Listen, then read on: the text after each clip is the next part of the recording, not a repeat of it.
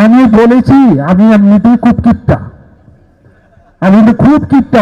নিশ্চয়ই তোমাকে শুনেছি অর্থের প্রলোভনে যায়।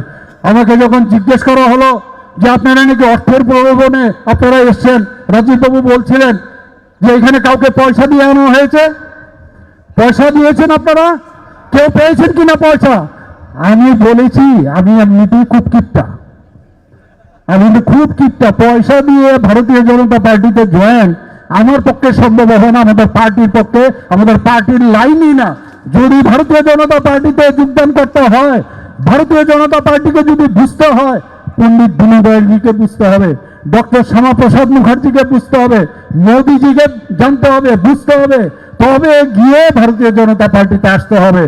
আর আমাদের এখানে যোগদানের আগে, যোগদান করার আগে দাবি দাওয়া থাকতেই পারে, কিন্তু বার্গেনিং করা চলবে না বন্ধুগণ। বার্গেনিং আমরা কোনো অবস্থায় আমরা মানব না।